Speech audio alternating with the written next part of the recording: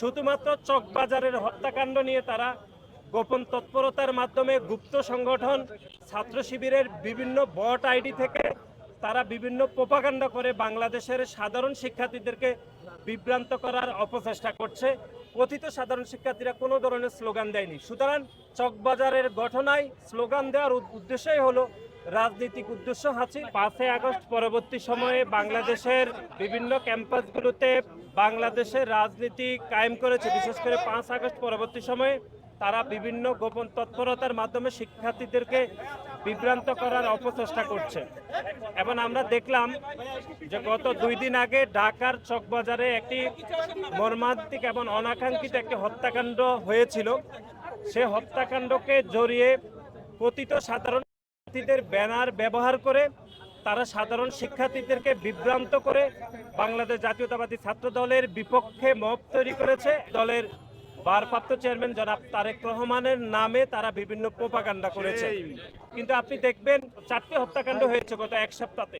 শুধুমাত্র চকবাজারের হত্যাকাণ্ড নিয়ে তারা গোপন তৎপরতার মাধ্যমে গুপ্ত সংগঠন ছাত্র শিবিরের বিভিন্ন বট আইডি থেকে তারা বিভিন্ন প্রোপাগান্ডা করে বাংলাদেশের সাধারণ শিক্ষার্থীদেরকে বিভ্রান্ত করার অপচেষ্টা করছে।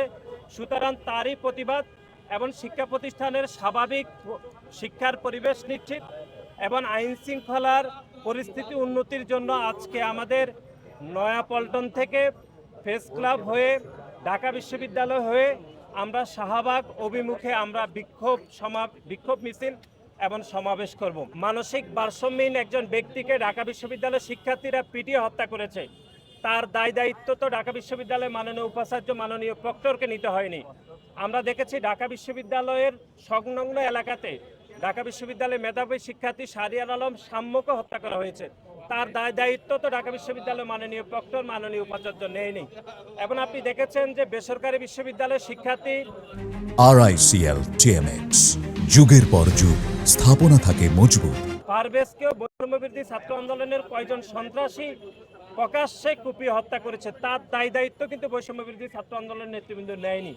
সুতরাং কোনো হত্যাকাণ্ডের দায়িত্ব যেহেতু কোনো শীর্ষ নেতাকে শীর্ষ অভিভাবককে নিতে হয়নি, কিন্তু আমরা দেখেছি চকবাজারের যে হত্যাকাণ্ড হয়েছে সে হত্যাকাণ্ডের দায়িত্ব রাজনৈতিক উদ্দেশ্য প্রণোদিতভাবে আমাদের দলের ভারপ্রাপ্ত চেয়ারম্যানকে অনিচ্ছাকৃতভাবে এবং রাজনৈতিক উদ্দেশ্য হাসিলের জন্য ওনাকে টেনে নেওয়া হয়েছে।